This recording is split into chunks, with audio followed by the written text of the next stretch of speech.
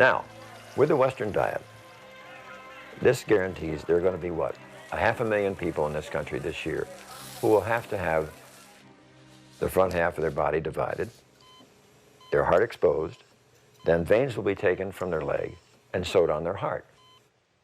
Some people would call that extreme.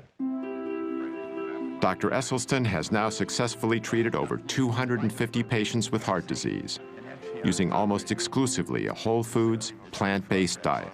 Heart disease, as far as I'm concerned, is an absolutely toothless paper tiger that need never, ever exist.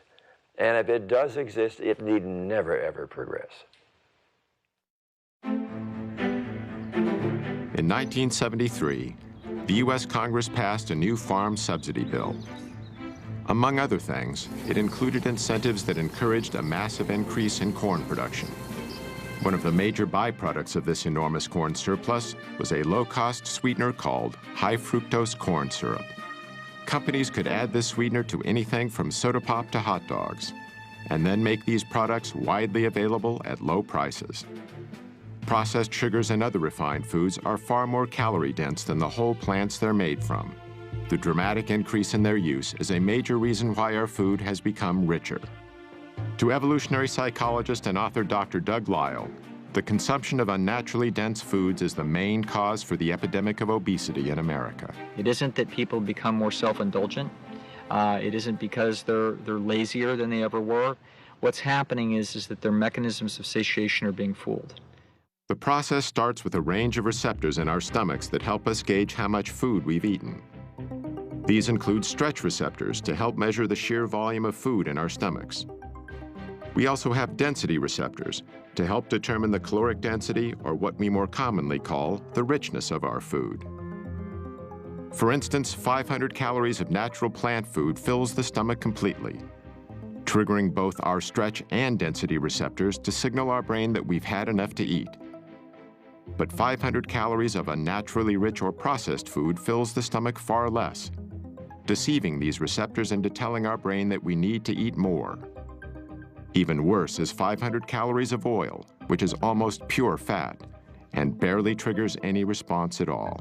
The problem with weight management in humans is that if you make these foods completely artificial, which we do today, you wind up with a problem that people have to overeat just to be satisfied.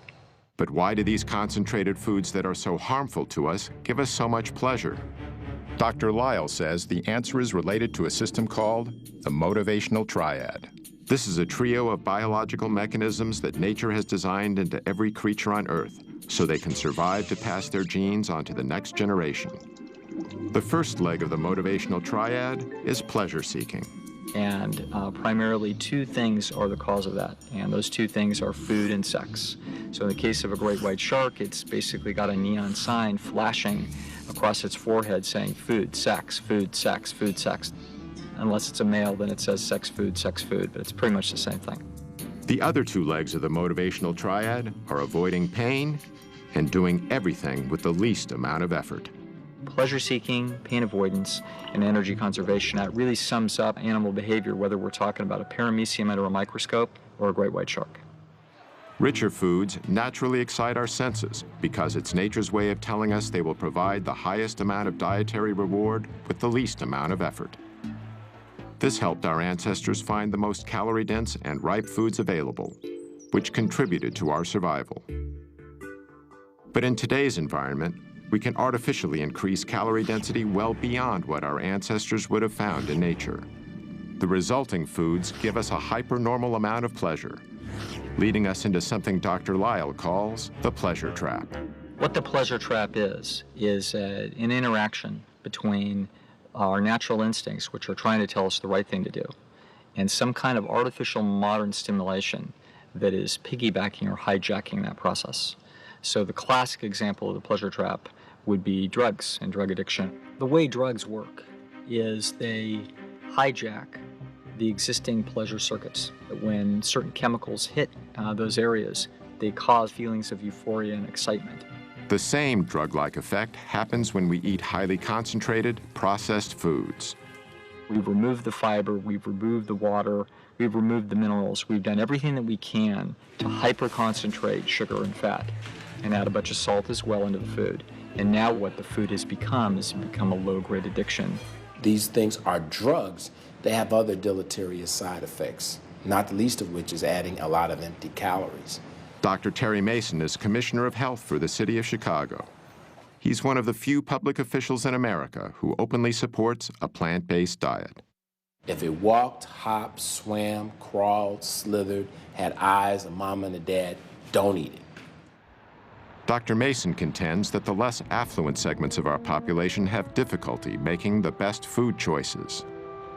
Well, first of all, the diets are calorie-rich and nutrient-poor.